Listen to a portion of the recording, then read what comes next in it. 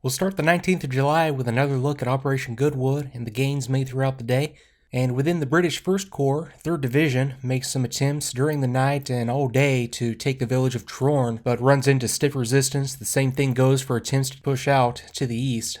7th British Armored makes some gains early as well, but once again runs into stiff German resistance, attacking uphill onto this Bourgebou Ridge.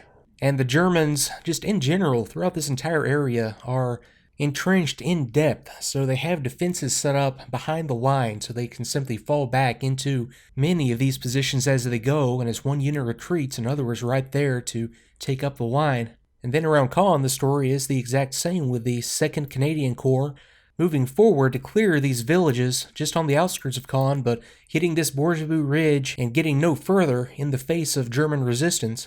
So at the end of the day, the Allied lines look something like this. So let's run through the records for today, and 441 tells us that 12 aircraft made an armed reconnaissance of the Argenton area. Scattered MET were seen, of which 4 were damaged.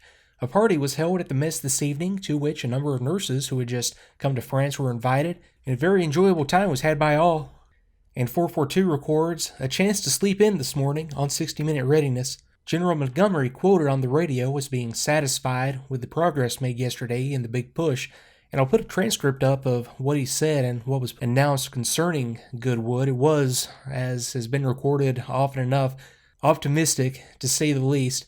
Cloudy and warm all morning, a bit brighter in the afternoon. First operational flight on armed recce at 2110 when they scored 4 flamers and 4 damaged, considerable flak. Pilot Officer Young had a close call when a piece of flak damaged a cannon shell in his starboard gun without causing the shell to explode. One of the first casualties in France is Flight Lieutenant Whitelaw, the medical officer, who was confined to SSQ with influenza, and that would be station sick quarters. And not much flying by either of the squadrons throughout the day due to weather early. And 443 tells us simply that weather cloudy and dull, poor visibility clearing during the afternoon. Squadron took part in 1 armed recce during the day. Aircraft flown by Flight Lieutenant Hunter was struck by a ball of flak in the wingtip, causing slight damage. So let's start with this relatively late 1835 to 1945 first mission of the day, armed reconnaissance by 441. 4 of the scattered MET seen were damaged, and a possible grass strip and newly dug gun emplacements were reported, and I'm going to assume those are down around Argenton. And if we think back to the Luftwaffe airfields in Normandy series, we have some candidates at least down here that opened up in July.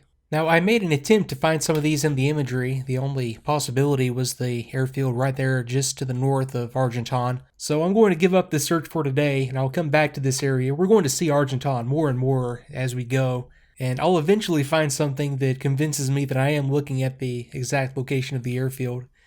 Then next up, 443 on an 1840 to 1955 armed recce. And this is 12 aircraft dispatched on armed recce MOR-1 to Mezzadon, L'Aigle, Argenton, Falaise, several MET attacked by the CO and Flight Lieutenant Hunter in the Bernay area. Flight Lieutenant Hunter's aircraft struck by flak on the way up, hole torn in the wingtip, slight damage quickly repaired on return to base, 3 MC destroyed, 1 MET flamer, and 2 damaged between L'Aigle and Lissot. Accurate meager light flak at Benesville, 5/10 to 7/10 cloud base varying from 1,000 to 5,000 feet, very misty below the clouds, and 2 aircraft returned early due to engine troubles. And then our last mission of the day is a 2110 to 2200 armed recce by number 442. Armed recce to Falaise, Argenton, Domfront, Vire, scattered MET seen and attacked, 4 flamers and 4 damaged, flak intense accurate heavy and light from a wood just northwest of Condé. Fog haze was about over the entire area, and a flak site in the woods to the northwest, just to the northwest of Condé. I have a pretty good candidate right here, and this is a shot taken in early August, and we can see the layout of an 88 site, as well as some other dug-in positions just to the southwest. That looks like another 88 site right there, and one document, or I guess one big bunch of documents I'm trying to get my hands on just to have it for myself, is a publication called Impact. It was sort of a newsletter that made the rounds of U.S. Army Air Forces in World War II that had discussions of bomber tactics and a lot of information when it came to photo interpretation. It was just a general purpose newsletter, and a lot of what it included was how to identify specific sites. I have some stuff nailed down as to what it looks like, but there are so many things in these photos that would be very, very significant to a photo interpreter who had practiced this and who has examples to go off of that I know I'm missing. So I think I'll scrounge around and see if I can find myself a good source on that, and I'll just wrap things up here for the day. We'll pick things up again tomorrow on the 20th and have one more look at Operation Goodwood and the weather that's going to move in that puts a damper on flying operations and the battle itself. So thanks again for watching, and I'll see you next time.